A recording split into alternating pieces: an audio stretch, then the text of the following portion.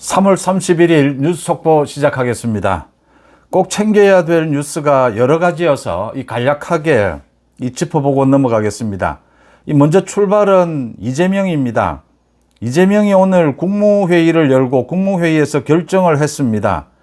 그러니까 소득 하위 70%에 대해서 26조 원을 확보를 해서 최고 60만 원씩 현금 살포를 하겠다. 선거를 앞두고 현금 살포를 하겠다. 이유는 이란 전쟁을 꼽았습니다. 이란 전쟁 때문에 지금 굉장히 국민들이 어려우니까 이 또 유가 부분에 고통을 겪고 있으니까 현금을 살포하겠다라고 했습니다. 그러면서 경제계엄령이라고 부릅니다. 경제계엄령을 발동할 준비를 하겠다. 긴급재정명령입니다. 대통령으로서 이 국회를 건너뛰고 소위 초법적인 이런 긴급재정명령을 발동하는 것을 준비를 하겠다. 이런 내용의 이야기를 했습니다. 그 다음 부산과 관련된 부산특별법 이 부분에 대해서 부산만 특별법을 해주면 다른 지역은 어떻게 하느냐, 광주 또 이런 이야기도 했습니다.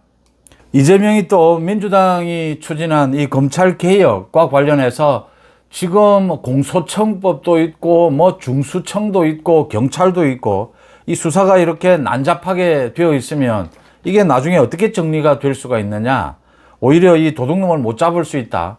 스스로 또 이렇게 민주당의 이 검찰 해체 법안에 대해서 문제 제기를 했습니다. 이런 이재명의 이 소위 경제계엄령부터 문제가 되고 있습니다. 계엄령을 때리겠다. 이재명이 계엄령을 때리겠다. 제가 일전에 이재명이 계엄령에 굉장히 유혹을 받고 있을 것이다. 지금 아예 헌법 개정이나 이런 문제들, 골치 아픈 문제들을 다 건너뛰고 이재명은 틈만 나면 계엄령을 때리고 싶을 것이다. 라는 예상들을 했습니다. 이재명이 역시 긴급재정명령을 발동하겠다. 이 준비를 하겠다. 이유는 이란 전쟁입니다. 이란 전쟁이 어떻게 되어갈지 모른다. 지금 그러니까 트럼프 대통령의 발언이 거의 왔다 갔다 정신을 차릴 수 없는 정도입니다. 거기에 따라서 유가는 폭등하고 있고 주가는 폭락을 했습니다.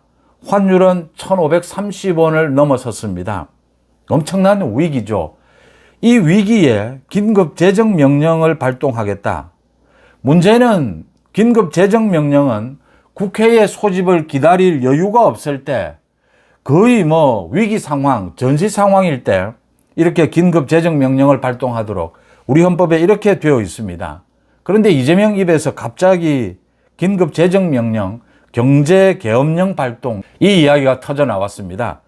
이재명이 이란 전쟁과는 거리를 두고 지금 여러 가지 눈치 보기만 하고 있으면서 이란 전쟁을 이유로 해서 앞으로 자기가 하는 모든 이 뻘짓들은 전부 전쟁 탓을 할 겁니다. 그리고 현금 살포는 이란 전쟁 때문에, 또 계엄령을 때리면 이란 전쟁 때문에 위험하기 짝이 없다라고 하는 부분입니다. 지금이 경제계엄령 때릴 때냐, 이재명이 무엇을 노리고 있느냐라는 것입니다. 국회에서 이재명 자신 스스로 지금 이야기한 이 도둑놈을 잡는데 허점이 생길 수가 있다. 경찰이 어디까지 수사를 하고 중수청은 어디까지 수사를 하고 지금 이 헷갈리는 이런 부분이 발생을 했다. 검찰 해체입니다. 기소와 수사의 분리, 앞으로 이것도 어떻게 될지 모른다. 이런 내용들입니다. 또 오늘 이 헌법 개정을 앞두고 우원식과 장동혁 대표가 만났습니다. 이 부분도 제가 일찍부터 여러 가지 이야기들이 쏟아져 나옵니다. 국민의힘 내부에서도 계엄에 대해서 반성하는 의미로 이 개헌에 찬성을 하자. 국민의힘만 빼고 지금 다 찬성하고 있습니다. 그런데 여기에서 단호해져야 한다. 장동혁 지도부가 이 개헌에 대해서는 단호해질 필요가 있다고 했는데 오늘 장동혁 대표가 우원식을 만나고 난 다음에 단호하게 거부했습니다. 선거를 앞두고 여론 조작을 하는, 또 헌법 개정을 하고자 하는 이 민주당 의도대로, 이재명 의도대로 그런 음모가 있다. 완전히 선을 그었습니다. 개헌에 절대 찬성할 수가 없다. 선을 그었습니다. 그래서 우원식이 이제 나머지 모두 모아서 개헌을 추진하겠다고 합니다. 이 문제는 이재명이 지금 헌법도 파괴해 왔고 또 이재명 자기 재판을 없애기 위해서 이 공소 취소를 위한 국정조사도 시작을 했습니다. 여기에 지금 이재명의 공범들입니다. 대장동 공범, 이화영 공범들을 지금 모두 국회로 부르겠다라고 합니다. 헌정사 초유의 일입니다. 재판이 이제 끝나고 진행 중인 이런 건들에 대해서 국회에서 다시 재판을 열겠다라고 하고 있습니다. 박상용 검사에 대해서는 지금 가짜뉴스를 퍼뜨리고 있습니다.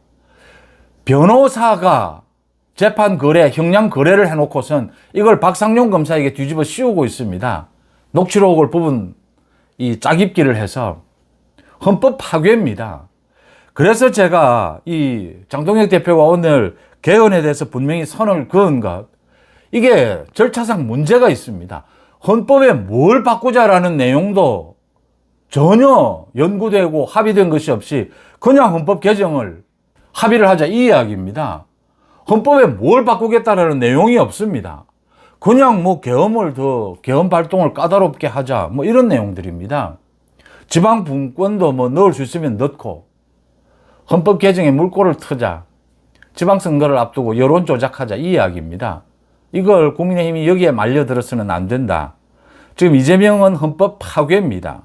자기 무죄입니다. 그래서 장동혁 대표가 지도부가 좀 더 과감하게 나갈 필요가 있습니다. 국민의힘 전원 명의로 이재명 무죄법을 만드는 겁니다. 발의를 하는 겁니다. 국회 앞에 크게 써붙이는 겁니다. 차라리 이렇게 헌법을 파괴하고 개헌하고 이재명 공범들을 전부 국회로 불러서 이렇게 법을 파괴할 것이 아니라 차라리 이재명의 범죄는 무엇이든 무죄로 해주는 이런 특별법을 만들자. 국민의힘에서 발의를 하겠다. 그 법을 발의를 하고 국회는 이제 사망이다. 필요하면 국민의힘 국회의원들 모두 전원이 사퇴하겠다. 국회 해산을 먼저 하라. 국회 해산하면 사퇴서를 제출하겠다. 라고 강력하게 맞받아칠 필요가 있습니다.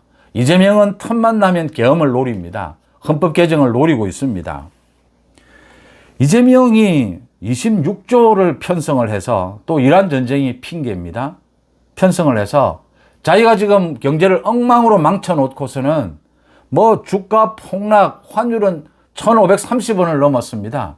또 긴급 재정명령, 경제계엄령을 때려야 된다라고 하면서 또 현금 살포합니다. 제가 이 부분도 일전에 여러분들과 함께 예상을 했습니다. 이재명이 하위 50%에 15만 원씩 살포한다. 이재명이 그럴 리가 없다. 이거 넓힐 것이다. 적어도 70%로 넓힐 것이다. 돈도 100만 원 정도까지 줄 것이다. 예상이 딱딱 맞아 떨어지고 있습니다. 나쁜 건 전부 맞아 떨어집니다. 하위 70%까지 높이고 60만 원, 최대 60만 원 풀겠다라고 합니다. 그리고 필요하면 더 추가로 풀 수 있다라고 합니다. 이재명을 지지하지 않는 상위 30%만 쏙 빼고 이재명을 지지할 가능성이 높은 하위 70%. 이재명의 지금 지지율이 좀 높거든요. 60%대라고 하죠. 그 결과를 믿지는 않지만 70%까지 모두 돈 살포해 주자.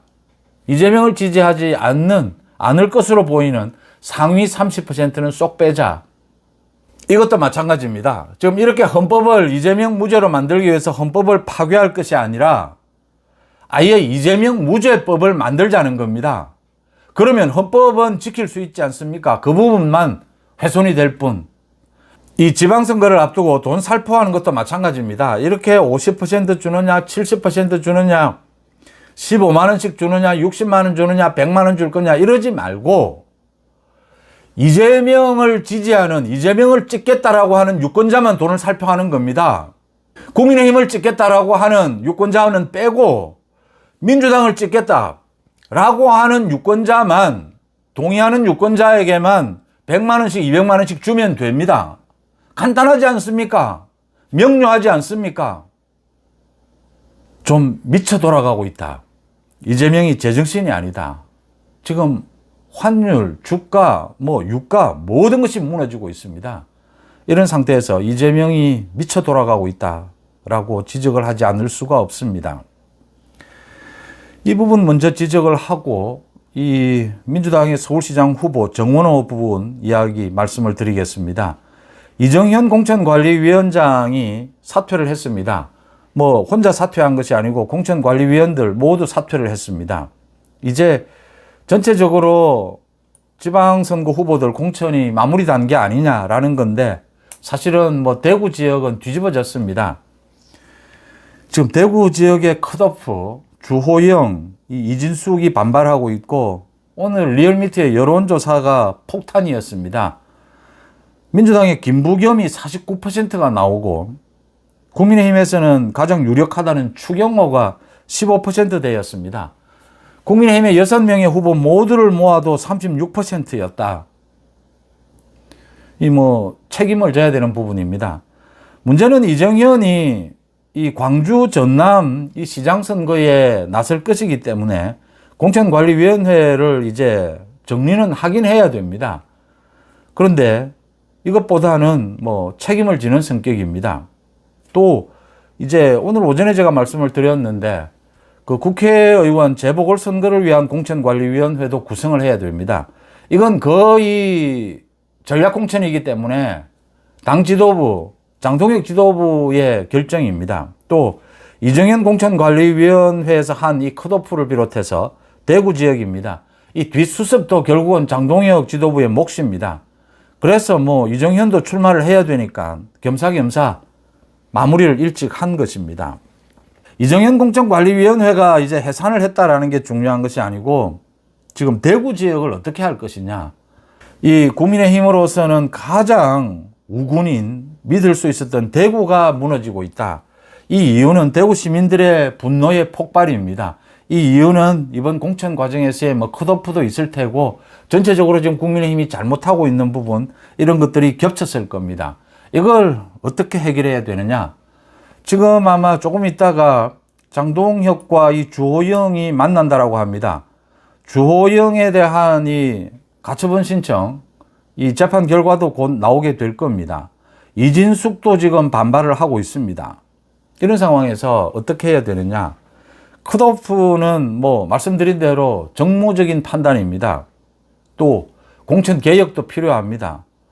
그래서 이 원칙을 지키는 것도 중요합니다. 전국 선거를 봐야 합니다. 그런데 대구 시민들의 이 분노의 폭발, 이걸 보면서 특단의 조치를 취할 수밖에 없지 않느냐. 일단은 대구 시민들이 분노를 폭발하고 있다, 폭발시키고 있다. 대구 경북은 이 국민의힘의 당원들의 40% 가까이가 결집해 있는 곳입니다.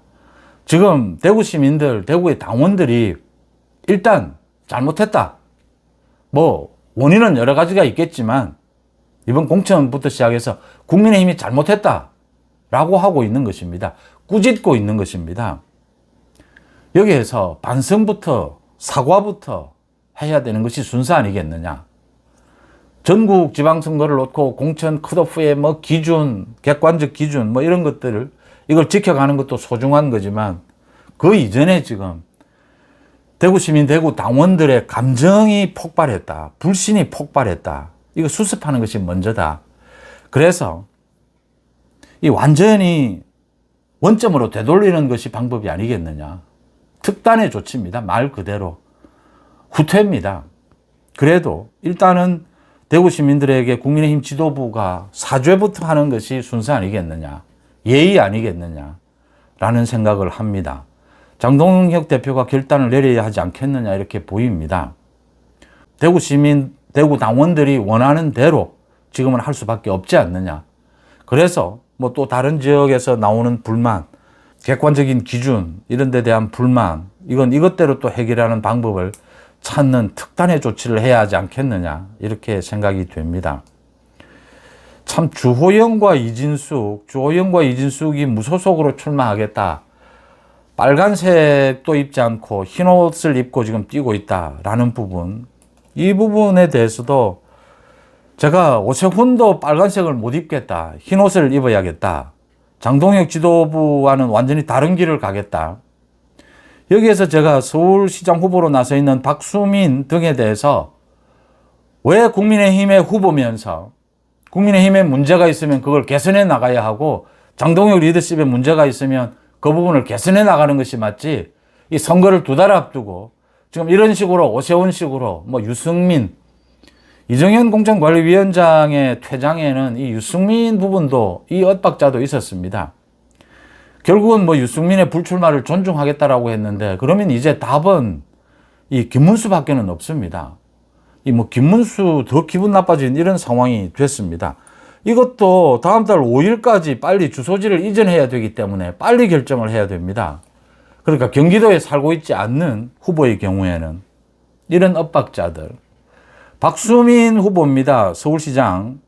박수민 후보가 오늘 자신은 빨간색 옷을 입겠다. 장동혁 지도부와 함께 하겠다. 장동혁 지도부가 잘못하는 것이 있다면 비판하고 또 보완하겠다. 오세훈과는 정반대의 모습을 보여주겠다. 당당합니다. 이래야 합니다. 당에 대한 비판은 비판이고 리더십에 대한 저도 많은 비판을 했습니다. 이런 식으로 가면 장동혁 지도부가 앞으로 이 선거에서 소외될지 모른다. 비판은 비판이고 선거에 뛰는 후보는 달라야 합니다. 저는 정치 평론을 하는 입장이죠. 후보의 입장과 정치평론가의 입장은 다른 것입니다. 후보가 이런 식으로 흰 옷을 입겠다, 빨간색은 입지 않겠다 이렇게 하는 부분에 대해서 박수민 이 후보가 자신은 그렇게 하지 않겠다, 빨간색을 입겠다라고 한 부분, 제가 이런 지적도 했는데 여기에 박수를 보냅니다. 오세훈도 아마 이 길로 가야 할 것이다 라고 보입니다. 경기도 부분은 역시 뭐 이제는 김문수 밖에는 남지 않았습니다. 그 다음 민주당의 서울시장 예비 후보입니다. 정원호 성동구청장이었죠. 이건 뭐 비리가 캐도 끝이 없습니다. 이젠 딱 걸려들었습니다. 2023년에 멕시코에 해외 출장을 갔는데 여자 공무원, 여성 공무원과 둘이서 출장을 갔다. 국민의힘의 김재섭 후보가 지금 저격수죠. 김재섭이 제기한 이 뭐 문서 근거가 있습니다. 전부 자료를 제출했습니다. 여성 공무원과 2명이 이렇게 다녀오면서 보고서에 이 여성 공무원을 남성으로 둔갑시켜 놓았다. 멕시코에서 열리는 뭐 문화 행사 계통이었습니다. 멕시코의 그 선관위에서 초청하는 이런 행사였습니다. 이 여성 공무원을 남성으로 둔갑을 시켜 놓고 이제 와서 공개하라라고 하니까 성별 부분은 감췄습니다. 성별 부분을 감추는 것은 흔히 있는 일입니다. 공문서에서 외부에 공개를 할 때. 문제는 여성을 남성으로 바꿔놓았다는 것입니다. 정원호가 그동안 14번의 해외 출장을 했는데 여성 공무원만 이렇게 둘이 출장을 다녀온 것은 처음이다. 또 이거 남성으로 조작도 했다. 또 자기 그 출장비 중에서 가장 많은 출장비를 썼다. 이 예산을 썼다. 그 다음 이 여성 공무원이 임기제 직원인데 다급이었는데 출장 이후에 곧 가급으로 최대 예우를 해서 파격적이고 이례적으로 이렇게 승진을 시켰다. 여기에 대해서 해명을 하라고 하니까 정원호가 해명을 했는데 해명을 이렇게 했습니다. 둘이 간 게 아니고 뭐 김두관을 비롯해서 한국 쪽에서 11명이 갔다. 그리고 이 실수를 했다. 구청 직원이 여성을 남성으로 이렇게 표기해 놓은 것은 실수를 한 것이다. 그 다음 대외 공개를 할 때는 성별은 감추는 것, 이건 일반적인 절차다 이렇게 했습니다. 대체적으로 전부 거짓말입니다. 아마 이 성동구에 있는 공무원들, 전국의 공무원들이 보면 비웃을 겁니다. 공무원이 사후 보고서를 제출을 하는데 여성을 남성으로 이렇게 잘못 기재를 했다. 공무원들의 비용, 예산 쭉 절차를 거쳐서 결제를 하게 됩니다. 이게 포착이 되지 않을 리가 없죠. 바보들 아닌 다음에야 이게 지금 계장, 과장, 국장 쭉 거쳐서 결제를 해야 되는데 외부에 알리는 부분에 있어서 감출 수는 있습니다. 그런데 지금은 감춰야 될 이유가 없는 거죠. 이건 전형적으로 여성 공무원과 갔다 온 것을 감추기 위해서 남성으로 바꿔놓은 겁니다. 모두 그 공무원들이 합의된 것입니다. 이 정원호의 지시에 따라서. 그 다음 다녀오고 난 뒤에 곧바로 이렇게 파격적인 승진을 한 것, 뻔하게 짐작이 되는 부분이지 않습니까? 또 김두관을 비롯해서 11명이 갔다. 나중에 공항에서 만나서 가고 공항 뒤에 이 현지에 도착해서 또 다른 일정들을 했겠죠. 여기 지금 출장 다녀온 이 기록들을 보면 이 다닌 행사나 이런 것들도 모두 다릅니다. 복잡합니다. 성동구에서는 구청장과 이 여직원 둘이 갔다라는 겁니다. 구청장과 여직원이 2명이 출장을 가는 경우는 대한민국에서 아마 이거 찾아보면 됩니다. 이런 예는 거의 없습니다. 이렇게 하지 않습니다. 이 지금 딱 걸려든 겁니다. 정원호. 정원호는 뭐 이것뿐만이 아니고 지금 고구마 줄기처럼 이 주렁주렁 달려 나오고 있습니다. 정원호는 뭐 얼마든지 이길 수 있을 것이다. 부산도 전재수는 얼마든지 저 밭두렁 후보 아닙니까? 얼마든지 제압할 수 있을 것이다. 대구가 문제입니다. 당원들이, 시민들이 꾸지람을 할 때는 방법이 없습니다. 뭐 이런 변명, 저런 설득력이 있는 변명, 또 해명이라 하더라도 지금은 그럴 때가 아닙니다. 지금은 일단 무릎을 먼저 꿇을 때다. 방법이 없습니다.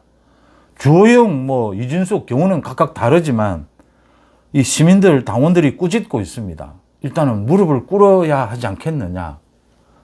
그리고 이제 전체 지방선거에서 균형을 잡아가는 방법을 생각해야 한다.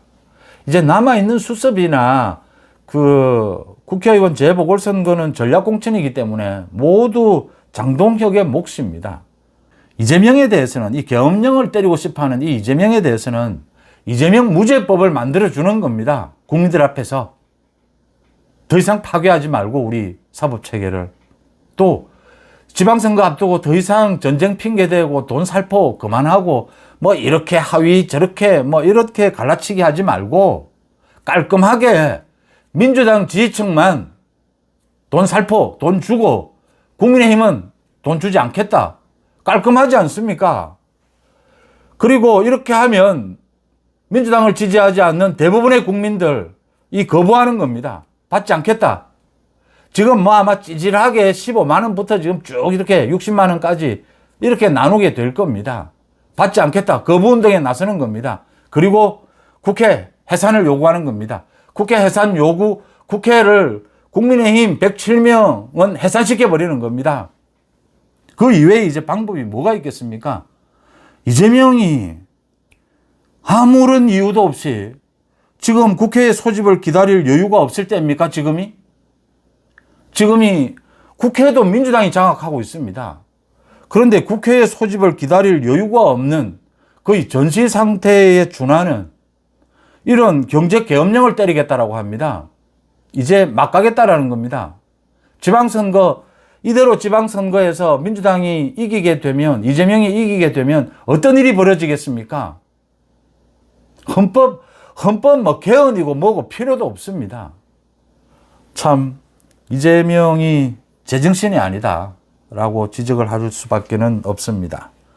3월 31일 뉴스 속보 마칩니다. 고맙습니다. 자, 오늘 한국 정치의 가장 뜨거운 현안들, 한 정치평론가의 시선을 통해서 한번 제대로 파헤쳐 보겠습니다.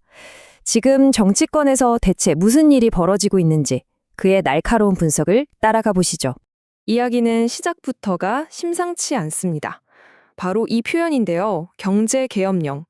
야당 대표가 내놓은 최신 경제 제안을 두고 이 평론가가 내린 아주 도발적인 평가입니다. 자, 여러분은 어떻게 생각하세요? 이게 정말 나라를 뒤흔들 정치적 위협일까요? 아니면 어려운 경제 상황을 타개하기 위한 어쩔 수 없는 조치일까요? 오늘 이야기의 핵심 쟁점입니다. 우선 논란의 중심에 있는 야당 대표의 제안부터 한번 살펴보죠. 여기에 대해서 이 평론가가 아주 강하게 비판하고 있거든요. 그러니까 이 계획의 구체적인 내용을 좀 보면요.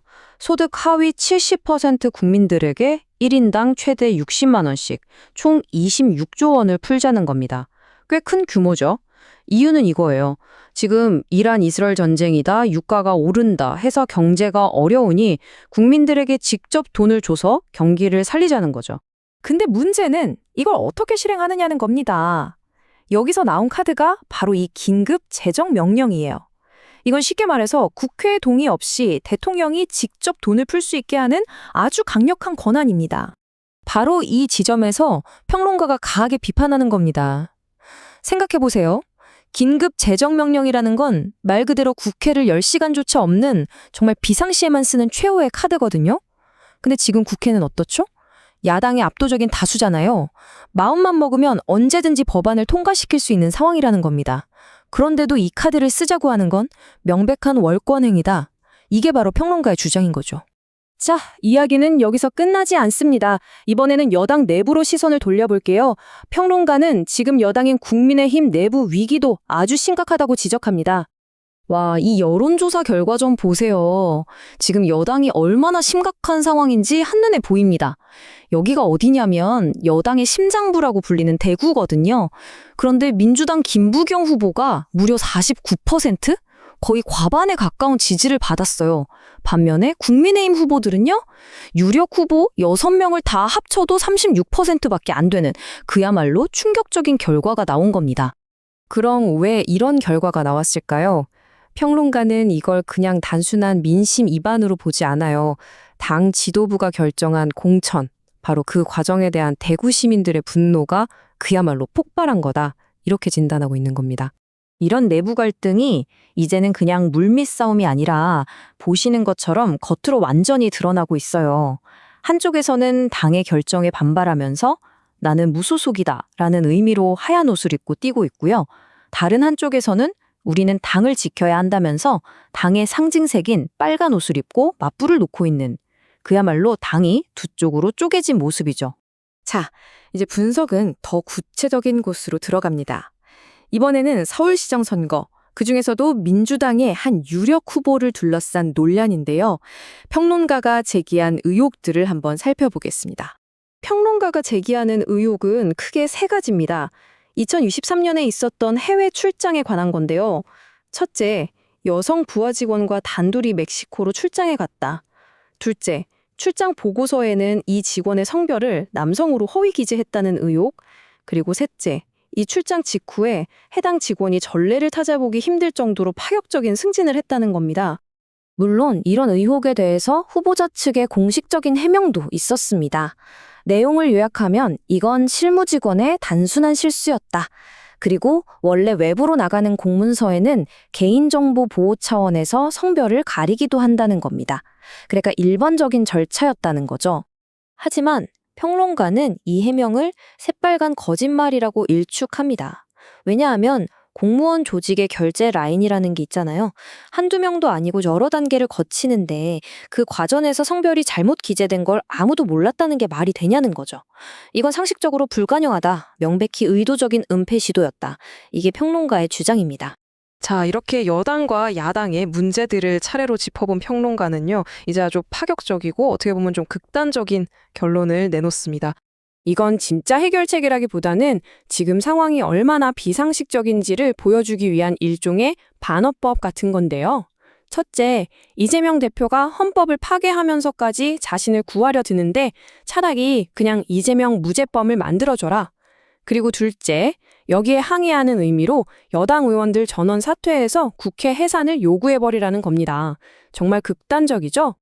그리고 이 모든 상황을 지켜본 평론가가 야당 대표의 행보에 대해 내린 마지막 한마디, 바로 이겁니다. 제정신이 아니다. 자, 오늘 한 정치평론가의 시선을 따라가 봤는데요. 이걸 다 듣고 나면 이런 질문이 남습니다. 정치평론이 이렇게까지 극단적으로 변하고 정치권의 언어가 점점 더 격렬해지는 현상, 이건 과연 지금 우리 정치의 현주소를